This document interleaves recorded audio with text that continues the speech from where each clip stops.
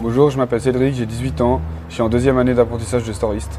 Bonjour, je m'appelle Olivier, je suis en première année de polybâtisseur spécialisation storiste. Bonjour, je m'appelle Umberto, j'ai 33 ans et je suis storiste depuis bientôt 10 ans. J'ai connu ce métier par un stage à l'école, en fin de 9e au cycle, puis voilà, ça m'a plu et puis je suis resté dedans. Ce qui m'a plu, c'est la liberté, le déplacement, le contact avec les gens.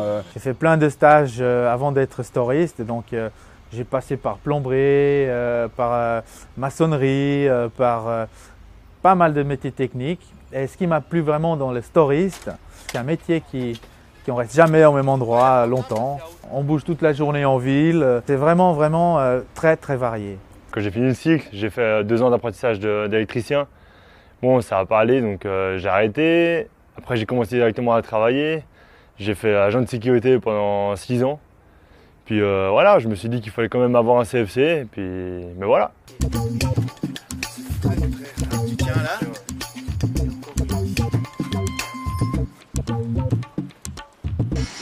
Là, on va remplacer un store empilable. C'est un store qui prend très peu de place et qui est très pratique et aimé par les architectes.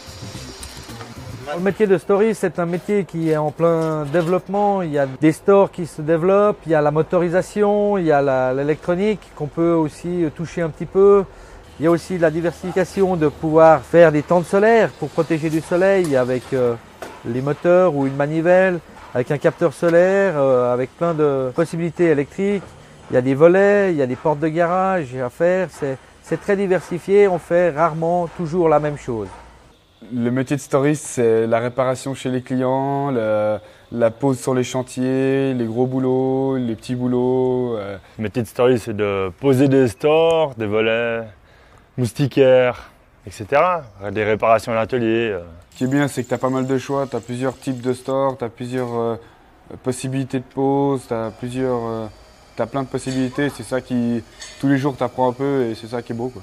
Quand on se lève le matin, on ne sait pas où on va, on ne sait pas ce qu'on fait. On va chercher les bons dans l'appel et puis on part chez les clients. On peut partir à Cessy ou au Petit Lancy. C'est ça qui est bien, quoi.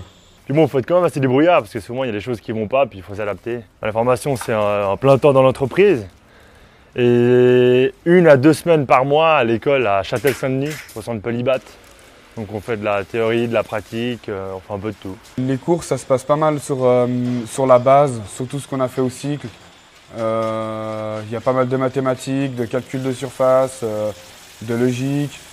Et puis surtout la connaissance des matériaux, connaissance professionnelle, ça se passe surtout en entreprise.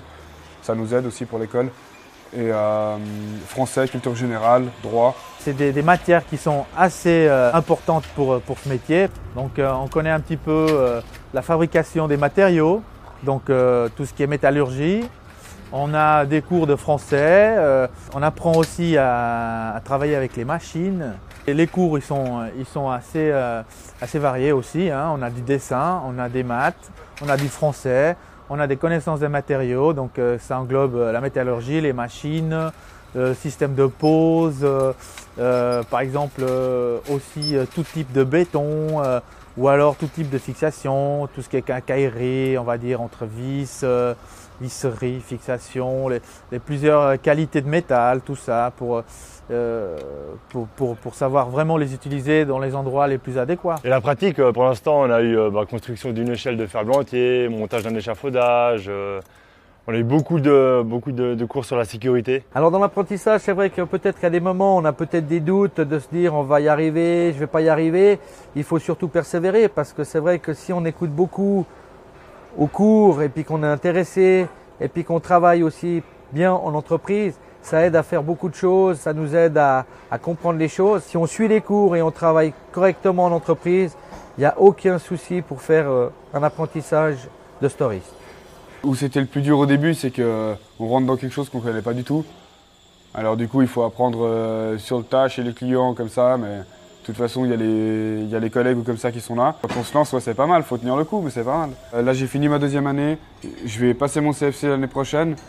Après, j'ai toujours la possibilité de rester comme employé normal à 100%, ou bien suivre des cours de technicien, monter la boîte, être patron. Un apprenti, pour nous, c'est quelqu'un de très important dans la société. Ça donne la chance à un jeune qui a envie d'apprendre un métier. Et c'est surtout aussi une image, je dirais, pour la société. Être une entreprise formatrice, c'est aussi bénéfique, je ne le cache pas, pour les entreprises. Et puis, un plaisir vraiment énorme, c'est d'apprendre un métier à quelqu'un et puis de donner sa chance, de pouvoir l'amener dans le monde des adultes et puis qu'il soit content du métier qu'il fait. Si tu fais un métier et que tous les jours tu arrives à la maison et puis tu n'es pas content de toi, et ben là, il faut que tu arrêtes.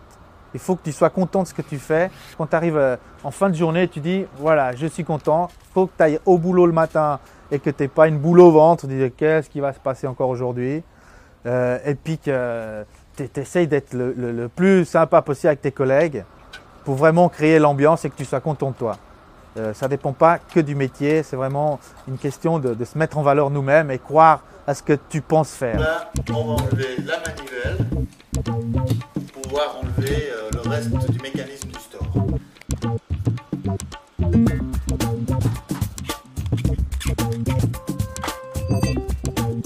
Ouais, c'est bon. Ouais. Ouais.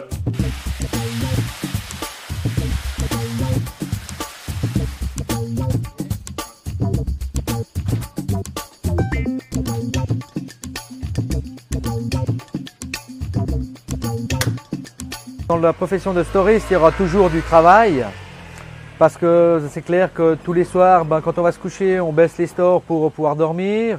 Le soleil, il y en a toujours de plus en plus. Alors un store solaire, c'est toujours d'actualité, ça le sera toujours. On a l'impression qu'à l'école, on nous met que pour faire soit comptable ou dans les employés de bureau, disons, quoi. Lorsque les métiers techniques, faut pas les dévaloriser, c'est pas mal, quoi. Moi, j'aime bien. Puis il y a beaucoup de débouchés, hein. Pour ouvrir des entreprises, on peut faire plein de choses après. On n'est pas des traders, mais ça va, on est content de gagner bien servi, honnêtement.